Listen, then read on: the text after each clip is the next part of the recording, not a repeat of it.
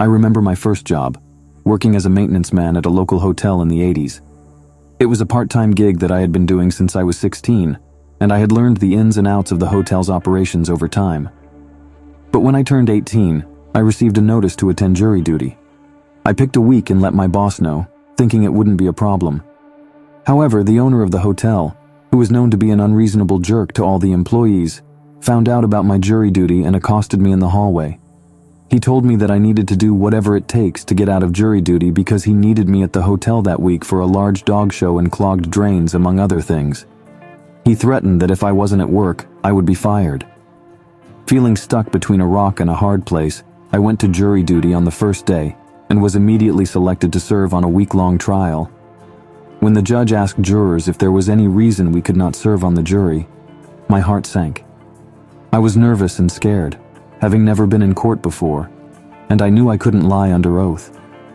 When they got to me, I told the judge the truth, that I would be fired if I didn't get out of jury duty. The judge was not pleased. He had me approach the bench and asked for the name and location of the hotel owner. He handed a paper to the court officer and told me to return to the jury box. An hour later, the officer returned with the hotel owner, who was visibly shaken and in handcuffs. The owner was brought in front of the judge, who proceeded to ask him a series of questions that he tried to worm his way out of. The judge grew increasingly angry and finally instructed the owner that I would be serving on the jury, and he should not do anything to retaliate against me. He warned that if I faced any disciplinary action at work, he would hold the owner in contempt of court, violation of a court order, etc. The judge then made the owner apologize to me in court. I was stunned, but relieved. I made it onto the jury and served the week. When I returned to work the following week, I expected some blowback. But to my surprise, I didn't get fired. My shifts were unchanged, and I even got paid for my time on jury duty. I didn't ask why I got paid, but it was a nice surprise. The clerk checked back with me a few times and instructed me to call the judge's clerk's direct phone number if anything happened. It was like I had a suit of armor protecting me, and I worked until I saved enough money to go back to school. When I first started my job, I was always eager to please. I would log in as soon as I got to work and stay until I had finished everything that needed to be done.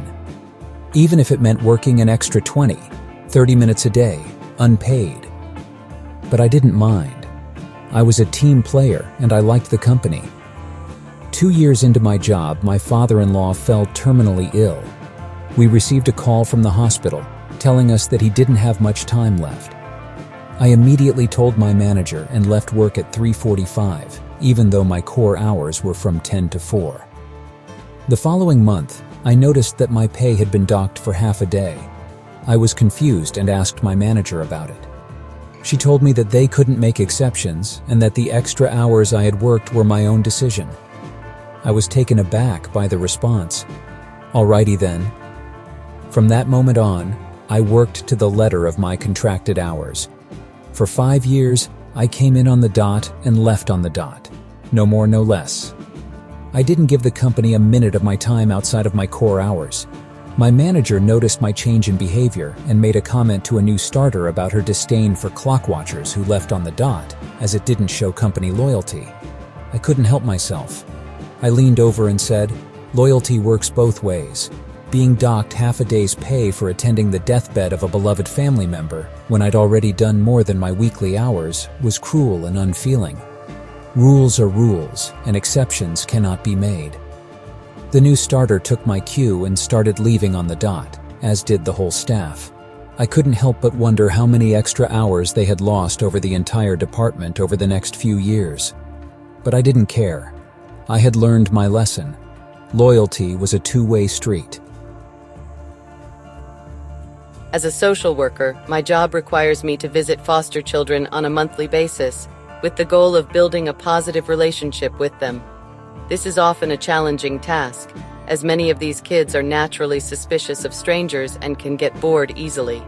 However, a few years ago, I had an experience that I'll never forget. One of my favorite foster families had just gotten a new pool, and all the kids were excited to show me. They talked about it non-stop, and I could tell that it meant a lot to them. On my way to the visit, I mentioned to a supervisor that I was looking forward to swimming with the kids. She looked at me with concern and warned me that it would be unprofessional to wear a swimsuit on the job, regardless of how modest it was. I was disappointed, but I understood where she was coming from. I didn't want to risk my reputation or the trust of the foster parents. So I put on my most dowdy outfit and headed over to the family's house. When I arrived, the kids were eager to show me their new pool. They all ran outside and I followed them, still in my office attire. As I watched them splash around and have fun, I realized that I couldn't resist. Without thinking twice, I jumped right into the pool, fully clothed. The kids were thrilled, and so was I. We spent the rest of the visit swimming, playing games, and laughing. When it was time to go, the kids hugged me tightly and thanked me for coming. I left feeling happy and fulfilled, knowing that I had made a positive impact on their lives. I don't know if anyone ever found out about my impromptu swim, but I do know that it made a big difference to that family. From that day on, they always looked forward to my visits, and I became their favorite social worker. It just goes to show that sometimes bending the rules a little can lead to the best outcomes. I used to work at a popular convenience store chain that had a cult-like following.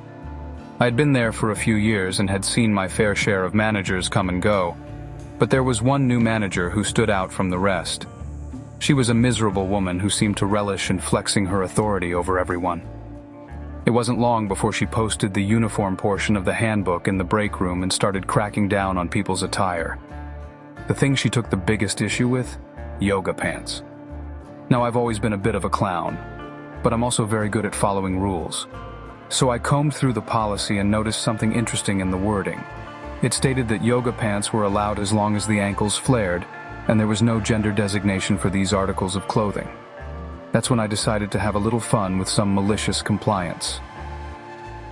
I went to Walmart with a friend after work and bought a couple pairs of flared yoga pants. Now, I'm not a huge guy, but I am chubby and have a big beard. I started wearing those yoga pants almost every day I worked, especially when the new manager was working. This drove her absolutely insane. I would hear her protests regularly and even saw her go to the AGM and GM. Their response was always the same: "I can't say anything, he's in dress code." This went on for about a month before she requested a transfer. But what made it even more fun was trolling the weird pervert customers.